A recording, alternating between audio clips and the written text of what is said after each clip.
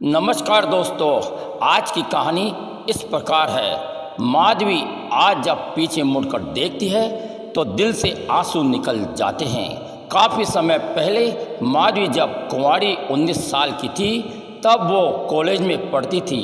घर में माता पिता और एक भाई था। माधवी पढ़ने में काफ़ी होशियार थी, लेकिन कॉलेज में गरीब लड़के से उसे प्यार हो जाता है।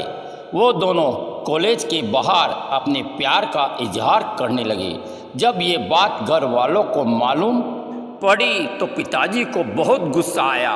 वो चाहते थे कि माधवी की शादी किसी अच्छे अमीर घर में हो, लेकिन जब मालूम पड़ा कि माधवी किसी गरीब और अन्य जाति के व बेरोजगार युवक मन्नू से प्यार करती है तो माधवी के कॉलेज में जाकर मन्नू को बहुत डांट फटकार लगाई और ये भी कहा कि अगर कभी माधवी से बात करने की कोशिश की तो तुम्हारी शिकायत पुलिस में कर दूंगा। जिससे माधवी ने घबरा कर मन्नू से बात करना छोड़ दिया।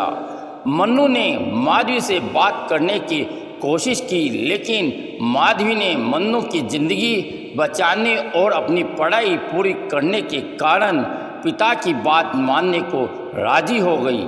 माधवी ने इस बात पर मन्नू को राजी कर लिया कि जब तक पूरी पढ़ाई नहीं हो जाती है तथा तुम्हारी नौकरी नहीं लग जाती तब तक हम एक दूसरे से बात नहीं करेंगे। मन्नू इस बात से सहमत हो गया। इधर माधवी के माता पिता गुपचुप तरीके से माधवी के लिए किसी अच्छे घर का रिश्ता देख रहे थे। ये बात माधवी को मालूम नहीं थी। एक साल बाद माधवी के पिताजी ने माधवी को कहा कि हमने तेरे लिए अच्छे घर का लड़का अशोक को देख लिया। अशोक को अपना होटल था, कमाई भी अच्छी थी। सबसे अच्छी बात ये थी कि शहर में शादी हो रही थी। माधवी को ये बात मालूम पड़ी तो उसने मना कर दिया, लेकिन पिताजी के बहुत समझाने के बाद घर की इज्जत की खातिर शादी को राजी हो गई।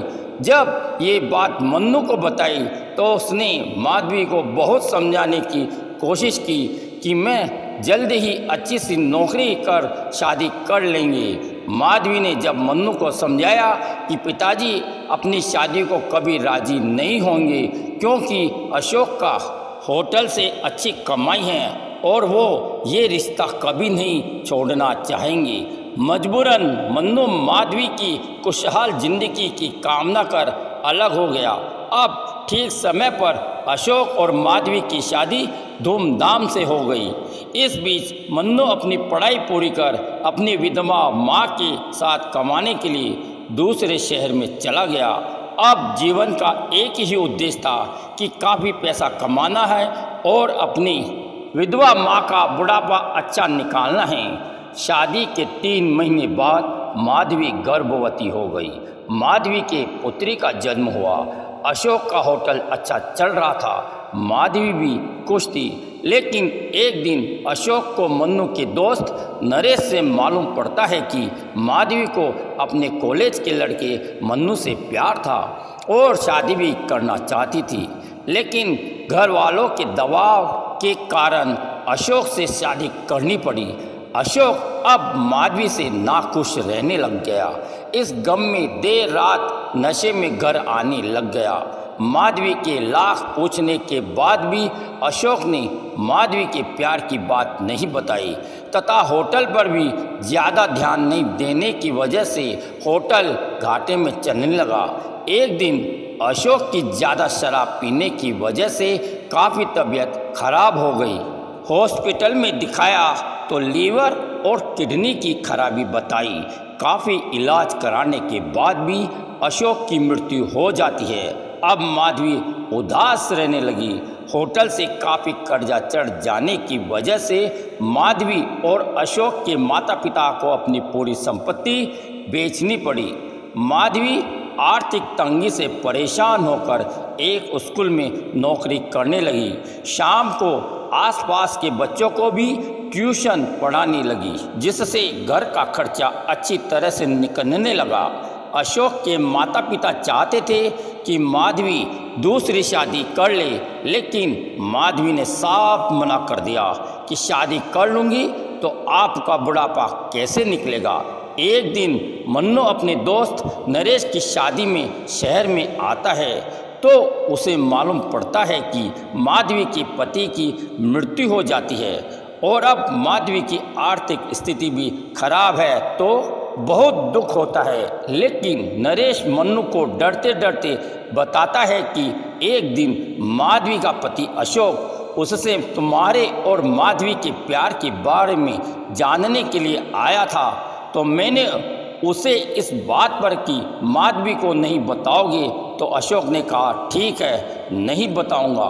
उसके बाद ही अशोक शराब पीने लगा था। इस बात से मन्नू को बहुत ठेस पहुंचती है कि मेरे कारण माधवी की पूरी जिंदगी खराब हो गई। अब मन्नू प्रायश्चित करना चाहता था लेकिन समझ में नहीं आ रहा था। मन्नू शादी होने के बाद अपने घर चला गया। मन्नू की माँ चाहती थी कि मन्नू उसके जीते जी शादी कर ले, लेकिन मन्नू का माधवी से शादी नहीं होने से वो आगे की ज़िंदगी बिना शादी के निकालना चाहता था। मन्नू की माँ जब माधवी के बारे में मालूम पड़ा तो वो भी चाहती थी कि मन्नू माधवी से शादी कर अपना घर बसा ले। मन्नू की माँ की तबीयत भी खराब लेने लग गई।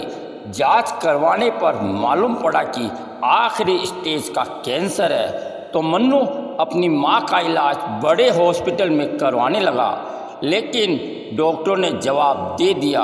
मन्नू की माँ मन्नू पर दबाव बनाने लगी कि माधवी से उसके जीते जी शादी कर ले।